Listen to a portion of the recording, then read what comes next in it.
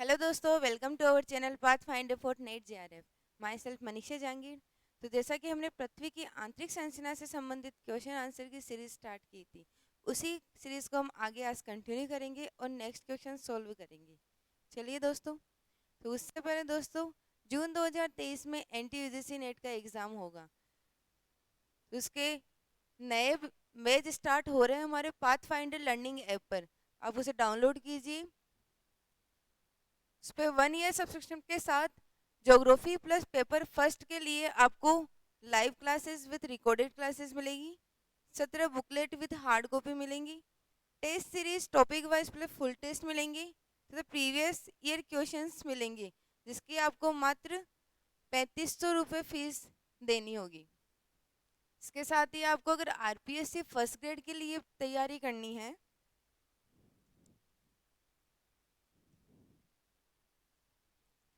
RPSC first grade के लिए भी नए बैच स्टार्ट होने वाले हैं ज्योग्राफी सब्जेक्ट के लिए। इसके लिए भी आपको इसमें भी आपको live classes with recorded classes मिलेंगी। 6 बुकलेट विद हार्ड कॉपी मिलेंगी। Test series topic wise full test मिलेंगे। तो प्रीवियस ईयर पेपर मिलेंगे। इसके लिए आपको 3100 रुपये मात्र फीस देनी होगी। इसके साथ ही आपको नेट JRF सेट के लिए टेस्ट सीरीज भी अवेलेबल है। इसके लिए आपको trivia test series topic wise 250 plus trivia test मिलेंगे। मूल्यांकन test every week 30 plus 70 questions के साथ। JRF advance test full test होंगे, जिनमें 15 आपको टॉपिक वाइज मिलेंगे था। आपके यूनिट वाइज जैसे आपकी 10 यूनिट्स है, वैसे आपको 15 टेस्ट सीरीज है, plus 5 test JRF advance test आपको और मिलेंगे, जिसमें आपको 100 प्लस क्वेश्चंस प्रोवाइड किए जाएंगे। इसके लिए आपको डाउनलोड करना होगा पाथ फाइंडर लर्निंग ऐप।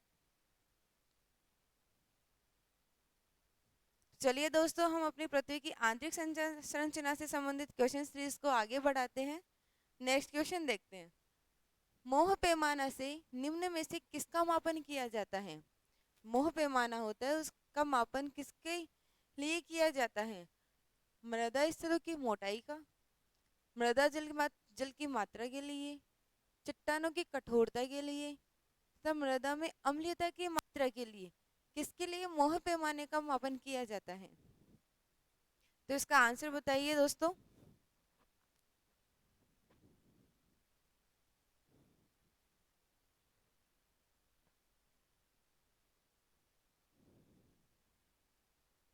चलिए दोस्तों, इसका आंसर होगा सी। चट्टानों की कठोरता के लिए मोह पैमाने का प्रयोग किया जाता है। नेक्स्ट क्वेश्चन, कथन और कारण का क्वेश्चन है दोस्तों। कथन है, भूकंप के अधिकेंद्र तथा एपिसेंटर की अवस्थिति का आकलन पी तथा एस तरंगों के आगमन के बीच की समय पश्चात की जानकारी को प्रयोग करके किया जाता है। कारण पढ़िए दोस्तों। पी तरंग के सतह पर टकराने तक एल तरंग शुरू नहीं हो सकती। तो बताइए दोस्तों, कथन और कारण ये गलत है या सही है, या इसकी व्याख्या कर रहा है या नहीं कर रहा है? तो सबसे पहले आप कथन को देखिए, अगर कथन सही है उसके बाद में आप कारण पे जाइए। अगर कथन देखिए दोस्तों,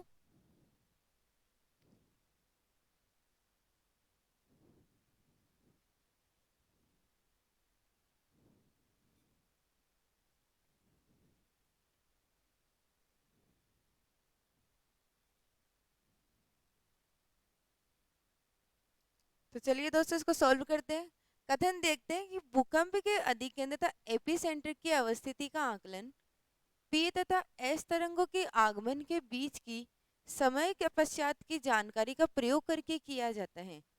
ये कथन सही है क्या दोस्तों? देखिए आप, ये बोल रहा है भूकंप के अधिकेंद्र तथा एपिसेंटर की अवस्थिति का आकलन पी तथा एस तरंगों के आगमन के बीच के समय के पश्चात की जानकारी को प्रयोग करके किया जाता है। दोस्तों, अधिकेंद्र नहीं होगा यहाँ पे, ये मूल केंद्र होता है, अर्थात हाइपोसेंटर या फोकस। अर्थात सबसे पहले जहाँ पर भूकंपीय तरंगे उत्पन्न होती है उसी को मूल केंद्र या फोकस कहा जाता है।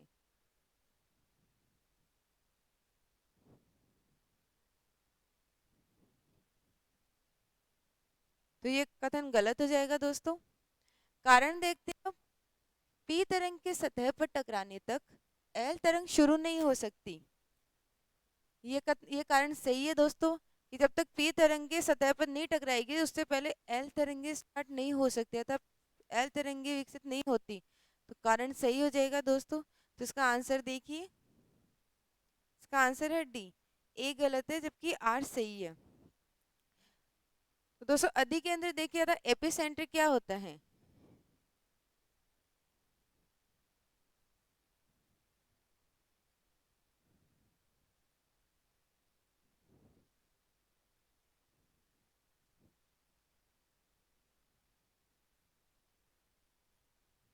एपिसेंटर अर्थात अधिकेंद्र।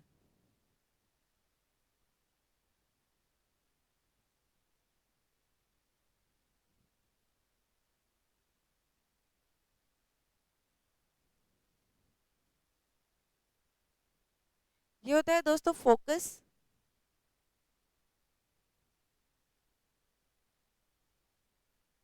और ये होती है आपकी सतह। जहां से भूकंपीय तरंगे उत्पन्न होती है वहां जहां पर सबसे पहले भूकंपीय तरंगों को महसूस किया जाता है उसी को आप एपिसेंटर या अधिकेंद्र कह सकते हैं। तो नेक्स्ट क्वेश्चन दोस्तों, पृथ्वी की आंतरिक संरचना के संबंध में जानकारी का विश्वसनीय स्रोत क्या है? पृथ्वी की आंतरिक संरचना के संबंध में जानकारी का सबसे विश्वसनीय स्रोत क्या है? ज्वालामुखी क्रिया, अप्राकृतिक साधन, भूकंप विज्ञान या प्लेट विवर्तनिकी। तो सही आंसर का चयन कीजिए दोस्तों।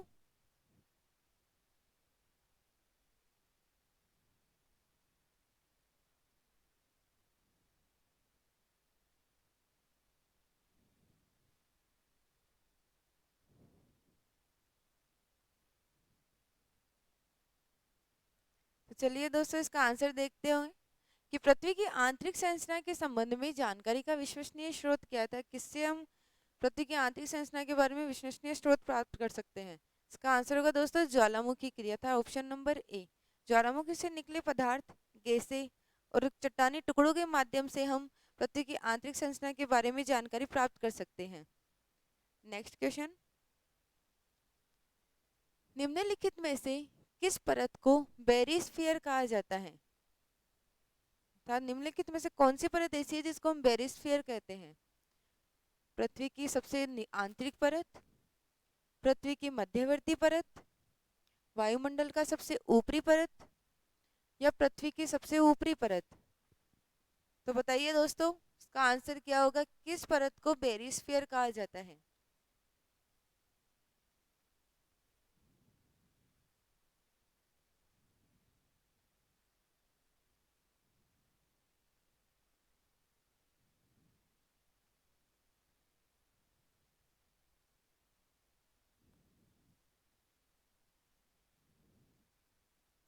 तो चलिए दोस्तों इसका आंसर देखते हैं। निम्नलिखित में किस परत को बेरिस्फीयर कहा जाता है?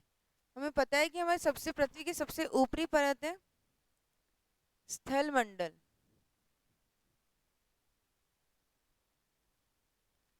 अर्थात इसी को हम लिथोस्फीयर भी कह सकते हैं।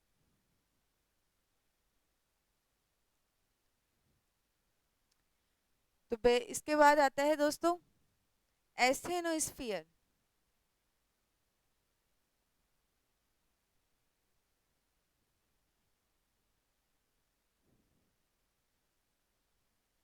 इसके बाद आता है दोस्तों पायरोस्फीयर।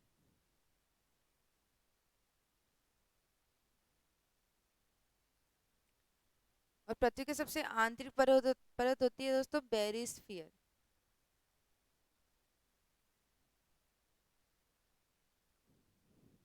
तो ऑप्शन में देखिए दोस्तों पृथ्वी की सबसे आंतरिक परत, तो इसी को हम बेरिस्फीयर बोल सकते हैं। तो इसका ऑप्शन होगा ए।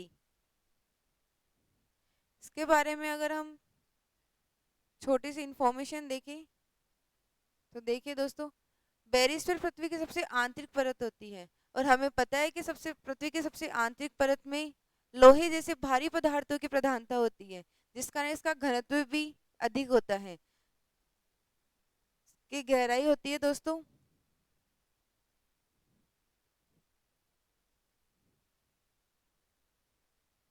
तो पृथ्वी की आंतरिक संरचना, आंतरिक परत, बेरिस्फीयर। स्थल मंडल की गहराई होती है दोस्तों, सबसे ऊपरी परत है स्थल मंडल की गहराई होती है सतह मतलब धरातल से तो पृथ्वी की ऊपरी परत की 75 किलोमीटर की। तो 75 किलोमीटर से फिर 250 किलोमीटर तक आपका एस्थेनोस्फीयर पाया जाता है। उसके बाद में आपका पायरोस्फीयर होता है जो 250 से आता है 250 किलोमीटर से लेकर 2880 तक 2880 किलोमीटर तक की गहराई तक पायरोस्फीयर पाया जाता है। सिर्फ उसके बाद 2880 किलोमीटर से पृथ्वी की एक मतलब धरा सतह तक अर्थात 6371 किलोमीटर तक आपका बेरिस्फीयर पाया जाता है। तो 2880 किलोमीटर से 6371 किलोमीटर तक बेरिस्फीयर होता है। सबसे आंतरिक परत होने के कारण भारी पदार्थों की प्रधानता है, इसी कारण इसका घनत्व भी अधिक होता है, जिसे हम 5.7 से लेके 13 ग्राम प्रति घन सेंटीमीटर माना जाता है। तो चलिए दोस्तों नेक्स्ट क्वेश्चन देखते हैं। सूची 1 को सूची सेकंड से सुमिलित कीजिए तथा नीचे दिए गए कूट से सही उत्तर चुनिए। ये सूची फर्स्ट है, तो ये सूची सेकंड है। तो इसमें आपको बताना है दोस्तों डिसकंटिन्यूटी, असंबद्धता या अशांतत्य। तो इसमें बताना अशांतता से संबंध भूगर्भ की परतें। हमने प्रीवियस वीडियो में भी देखा था, पहले वाले क्वेश्चंस में भी हमने इनके बारे में बात की थी दोस्तों, डिसकंटिन्यूटी के बारे में। तो आज आपको बताना है पहला इसमें वाइचार्ट गुटेनबर्ग डिसकंटिन्यूटी, मोहर विसिक या मोहो डिसकंटिन्यूटी, लेहमान डिसकंटिन्यूटी और कोनार्ड डिसकंटिन्यूटी। तो देखिए दोस्तों कौन सी डिसकंटिन्यूटी कौन से परतों के मध्य पाई जाती है ये आपको बताना है दोस्तों। तो इसका आंसर बताइए।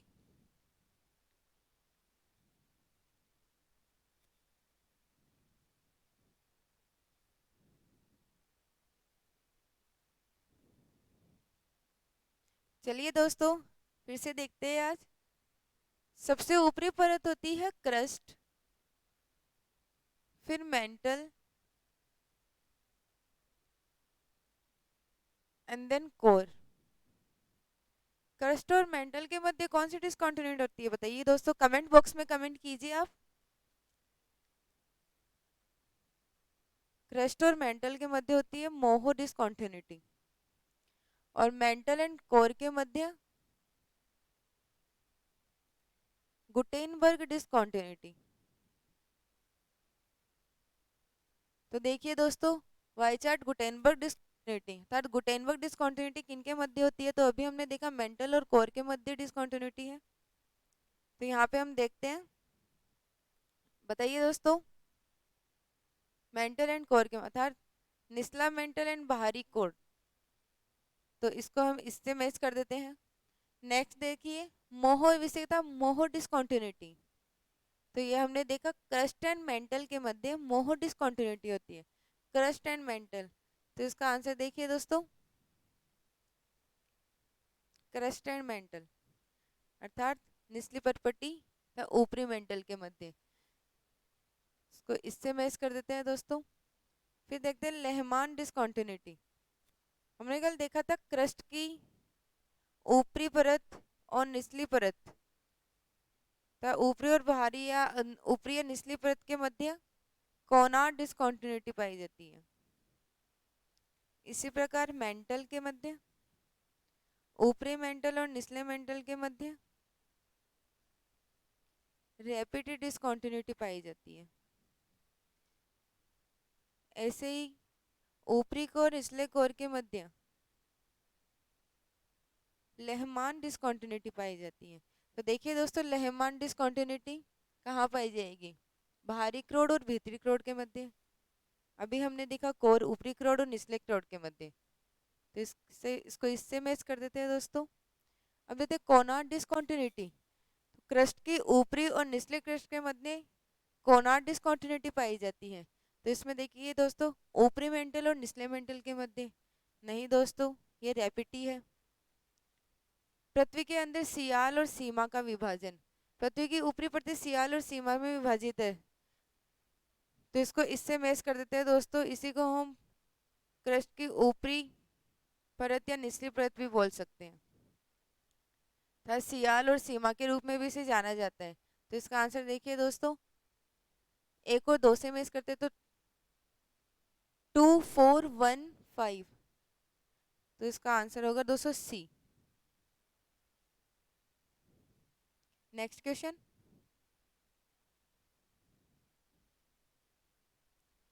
निम्न इकाइयों को अवरोही क्रम में निर्धारित कीजिए, अर्थात बड़ी से छोटी क्रम में निर्धारित कीजिए। इयोन, ईरा, इपोक या इंस्टो, इपोक, एरा, इयोन, इंस्टो, एरा, एपोक, इंस्टो, इयोन, इयोन, एरा, इंस्टो या इपोक। दोस्तों ये समय की इकाइयां हैं, इनको आपको अवरोही क्रम में सेट करना है। तो कौन सी सबसे बड़ी है और कौन सी सबसे छोटी है, इसके अनुसार आपको बताना है। तो बताइए दोस्तों, समय की सबसे बड़ी इकाई, उसके बाद कौन सी है, उसके बाद कौन सी।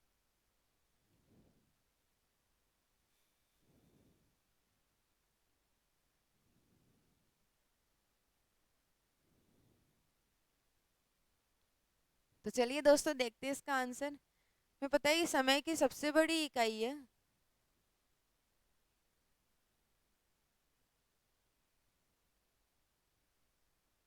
समय की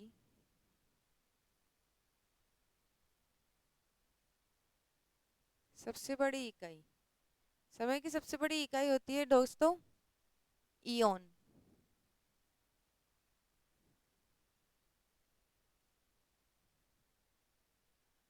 और सबसे छोटी इकाई होती है, आप कमेंट बॉक्स में बताइए दोस्तों, समय की सबसे छोटी इकाई कौन सी होती है। तो समय की सबसे छोटी इकाई होती है इंस्टो।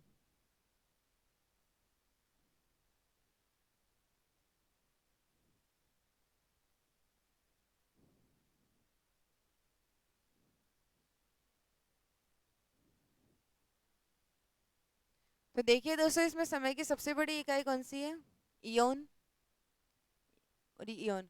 इपोक नहीं होती, एरा नहीं होती, तो ये 2 ऑप्शन तो वैसे एलिमिनेट हो जाएंगे। इसके बाद देखती है एरा, एपोक एंड इंस्टो। इसमें देखिए दोस्तों, इयोन, एरा, इंस्टो, इपोक, जैसा हमने देखा अभी कि सबसे बड़ी और सबसे छोटी इकाई कौन सी है, तो आप उसके अकॉर्डिंग भी अपना क्वेश्चन सॉल्व कर सकते हैं दोस्तों। तो इसमें सबसे लास्ट में इपोक आ रहा है, तो ये ऑप्शन गलत हो जाएगा दोस्तों।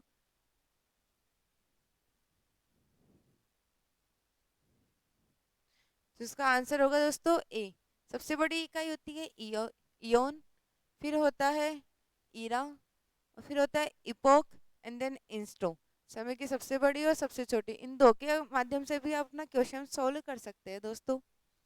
नेक्स्ट क्वेश्चन, निम्न युगों को कालक्रमानुसार स्थापित कीजिए। तो समय के अनुसार इनको युगों को स्थापित करना है दोस्तों। पहला Cambrian, Triassic, Paleocene, Pleistocene, Triassic, Paleocene, Pleistocene, Paleocene. Option number C है कैम्ब्रियन, ट्रायसिक, प्लिस्टोसिन, पेलियोसिन, फिर प्लिस्टोसिन, पेलियोसिन, कैम्ब्रियन और फिर ट्रायसिक। तो सही आंसर बताइए दोस्तों।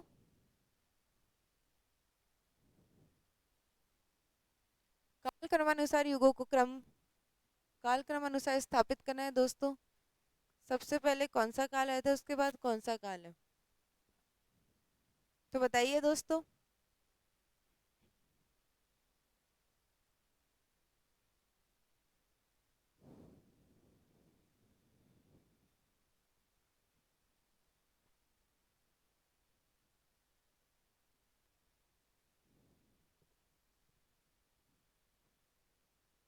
चलिए दोस्तों इस क्वेश्चन को सॉल्व करते हैं।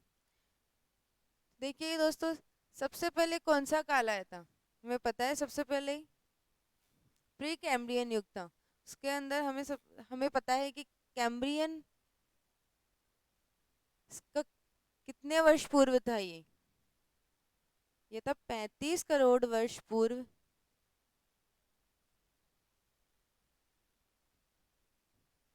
कैम्ब्रियन युग, प्री कैम्ब्रियन, उसके बाद में कैम्ब्रियन युग।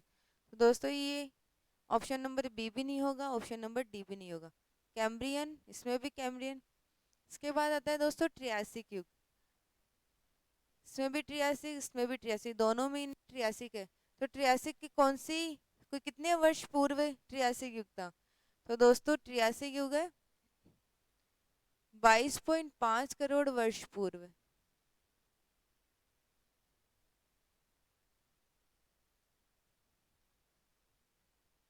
आगे देखिए दोस्तों, पेलियोसीन और प्लिस्टोसीन। तो दोस्तों हमें पता है प्लिस्टोसीन तो एक महान हिमयुग था, और उससे पहले आता है पेलियोसीन, जो हमें 7 करोड़ वर्ष पूर्व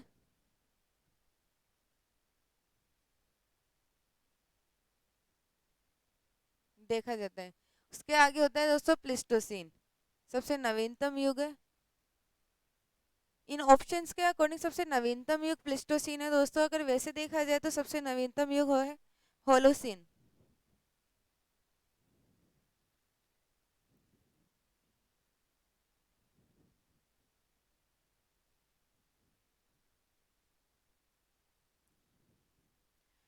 और प्लिस्टोसीन युग की बात की जाए तो दोस्तों ये है 20 लाख वर्ष पूर्व महान हिमयुग आया था। तो दोस्तों महान युग के बारे में हम सब जानते हो, इससे मोस्टली क्वेश्चंस भी बहुत पूछे जाते हैं, तो आपको ये भी याद होना जरूरी है कि यूरोप में कौन से महान हिमयुग, कौन से हिमयुग आए थे। तो आप कमेंट बॉक्स में बताइए दोस्तों, यूरोप में आए हिमयुग कौन कौन से थे।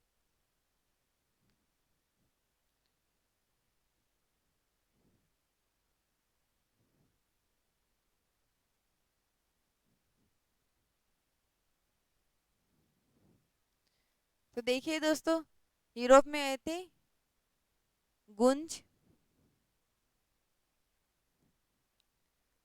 मेंडल, रिस एंड वुर्म।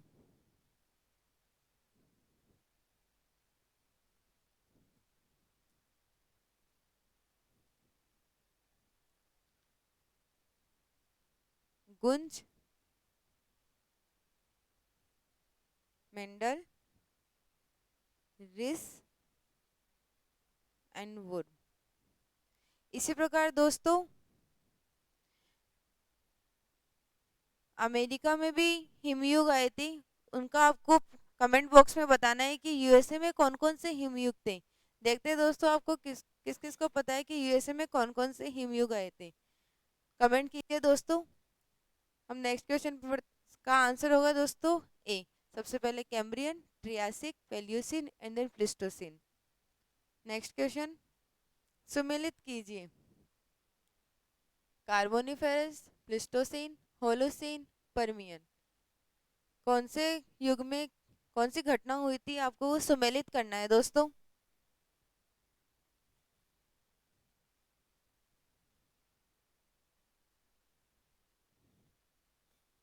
इसका आंसर बताइए दोस्तों।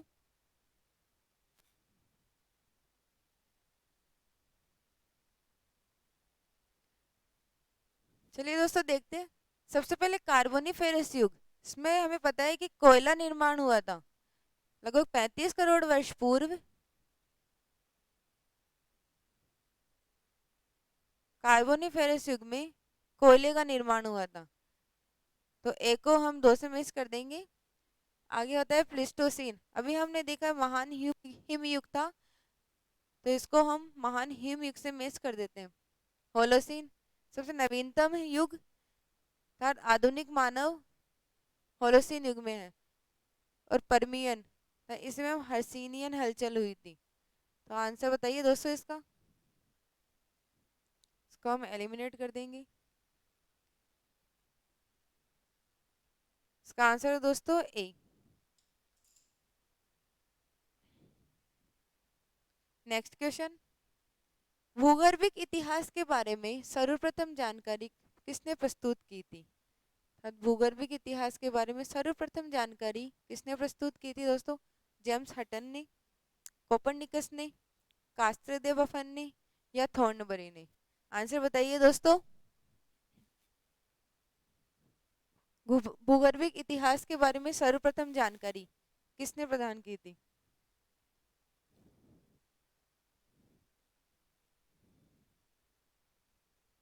आइए दोस्तों देखते हैं। भूगर्भिक इतिहास के बारे में सर्वप्रथम जानकारी कास्त्रे दे बफन ने दी थी। लगभग 1749 में इन्होंने भूगर्भिक इतिहास के बारे में जानकारी दी थी। जेम्स हटन एकरूपतावाद के लिए प्रसिद्ध है।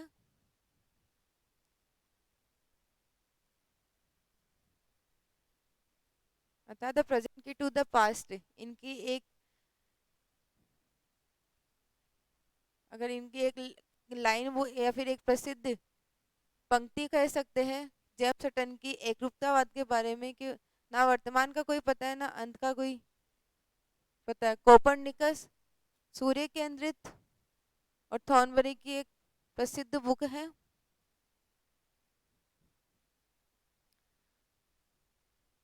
Principle of geomorphology.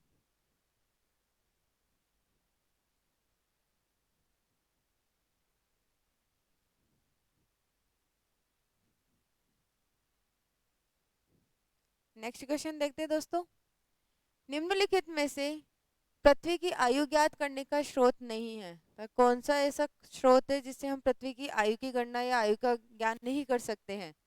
जीवाश्म आयु, रेडियो मैकिस, रेडियो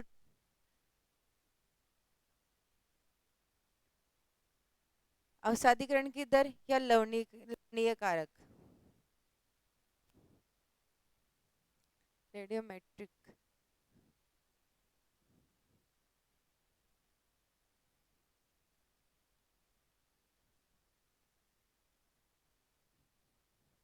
आंसर बताइए दोस्तों, इसका पृथ्वी की आयु ज्ञात करने का स्रोत कौन सा नहीं है इनमें से?